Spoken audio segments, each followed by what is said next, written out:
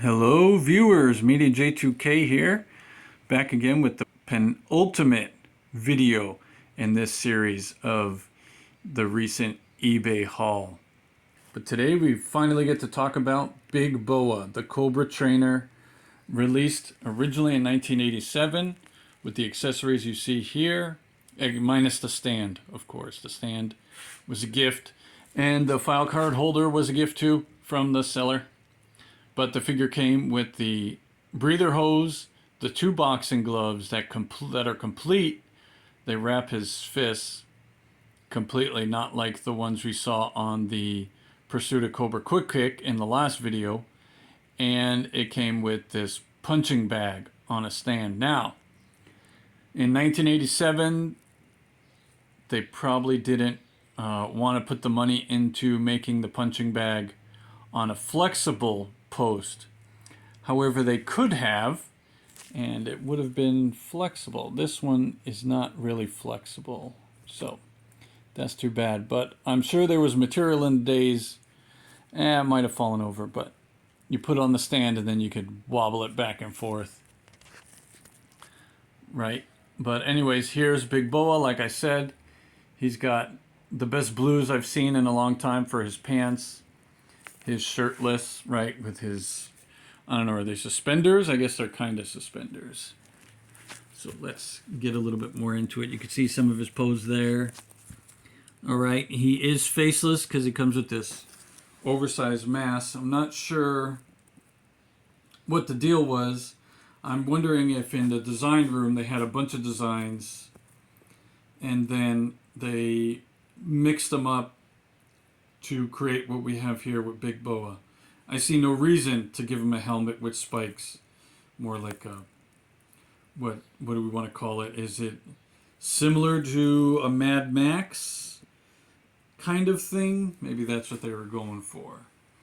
So what I liked about Big Boa was the fact that his biceps were huge. It's rare that you see such big biceps on the G.I. Joe figures in the 80s, so that was a selling point. Let's see if you notice, they got that huge bulge there. They just did a really good job.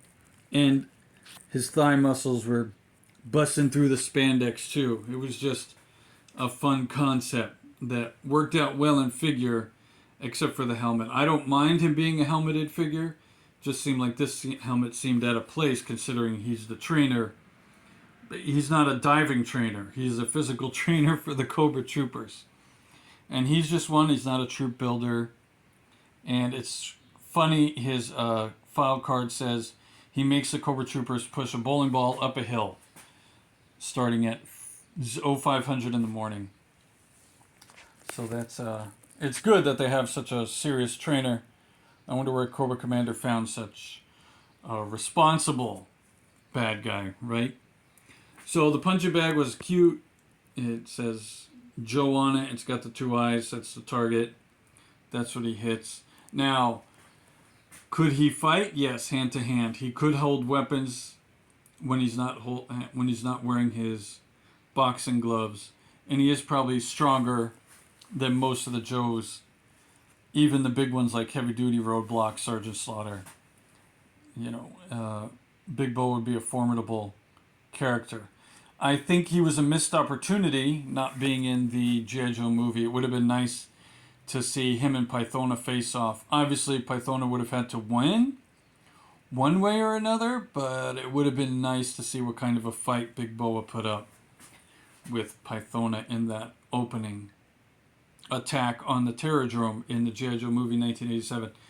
So this figure came out in 1987, released again in 1988, and then discontinued. I don't think there was ever an official version 2. I think the 4-inch version came out with the Figure Collectors Club subscription service. That's what it is, a figure subscription service by the club, never by Hasbro. And now we got the classified version, of course. I don't have that one yet. And like you saw in the preview video of the set, here is the full card back with the busted corner. Oh, the fridge, yeah, I guess the fridge and the Big Boa are probably equal. The fridge, I have the fridge figure. He's pretty big. All right, so like I said, I pointed out all the characters that were not in the movie and all the ones that were off of the back of that card. And like I said, this is the 1987 card, so this was the first run. The 1988 card would have had the 87 characters on the bottom and the 88 characters on the top rows. All right, so here's another nitpick I have about the character. They say that Hasbro was in negotiations with Sylvester Stallone to get a Rocky Balboa figure around this 1987 time.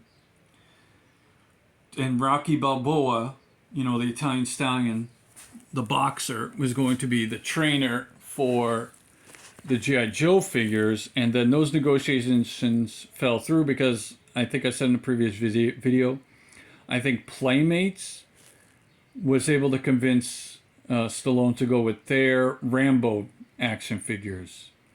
So, based on the Rambo animated series. Or the action figures came out first and then they made the animated series based on them.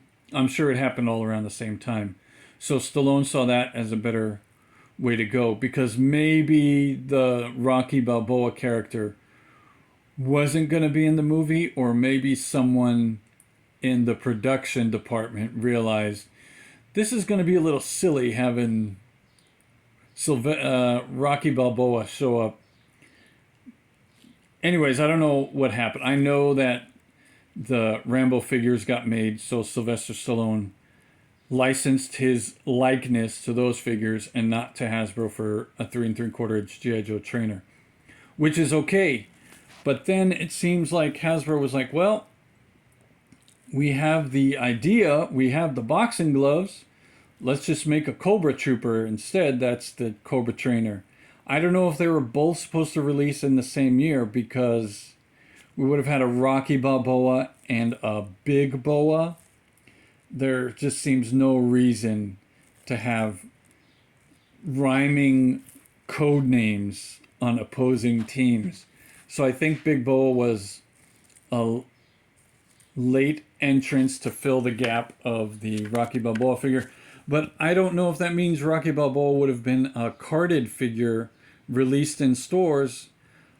I'm presuming it would have been a mail-in figure like Sergeant Slaughter and the Fridge were, not one readily available on shelves. But maybe they were thinking, since Sergeant Slaughter's so popular, we'll get Rocky Balboa with a vehicle in the future, and then another vehicle in the future after that, so on and so forth. So, you know, in an alternate universe, it would have been nice to see how far Rocky Balboa made it with G.I. Joe.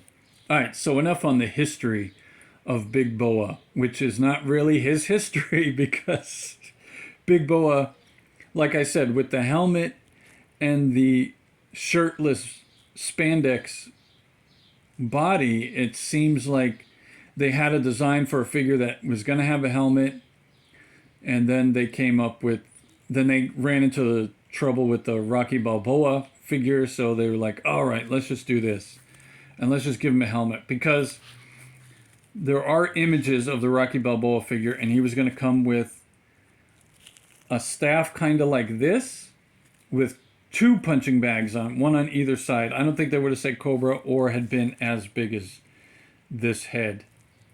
It just would have been like a fighting staff. I think one of the images show it, one of the promo, is like it's boxing gloves on either side of the pole staff, and I don't think that was it. I think it was more gonna be like something like that, a balloon-looking shape at the edge of the pole. All right. So there's that history. Let's get into the Big Boa here. So the articulation is typical for a 1987 figure. He's got the skin-colored, supposed to be skin-colored pins, what are they, studs on the shoulders, and then this one came with uncracked elbows, which is nice, but you can see the pins in the elbows are more silver, less skin tone. Looks like this figure is well played with, as mine is, because his swivels are a little flimsy, but his shoulders are in really good shape. And he doesn't, look at that. I wonder if my original one has a limited up and down there. That can't get this figure to get those arms higher. But he still has a 360 degree spin in the shoulders and 360 in the swivel, both sides. So that's nice, right? There you go, and there you go. And the O-ring is intact, the waist is intact. The legs in these last few days seem to be a little bit less blue, but on camera they look good. So that's good. The back is good, but you can see the spikes on the suspenders are a little worn off, just a little. It's hard to see in the picture there, in the fit on camera. But they are a little worn off because the previous owner or owners must have played with this figure the way I played with mine. But there's not much rub on the helmet, which is nice, just on the spikes. Which is okay because toys are supposed to be played with. And his knees are really tight. Again, this figure could be repaired, I don't know, but otherwise it's almost straight out of the package, good condition. So that's nice, considering it's, what, 29 years old? Or almost 29 years old?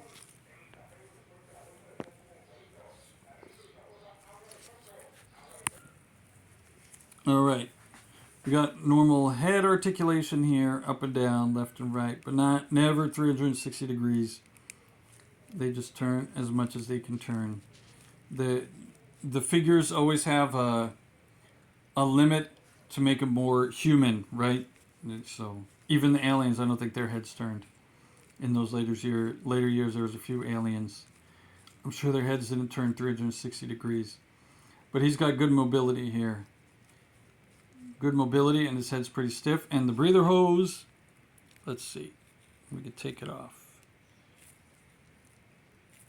Nope, seems to be on there pretty good, so I don't want to mess with it. Maybe it's even glued in place. Let me try the front. Yeah, no, I'm not going to mess with it. I'm happy. I don't want to lose it. But here you can see this arm is a little flimsy. It falls down by itself. So I think mine's the same way. The boxing gloves must be a little heavy. And Salvo has the same problem.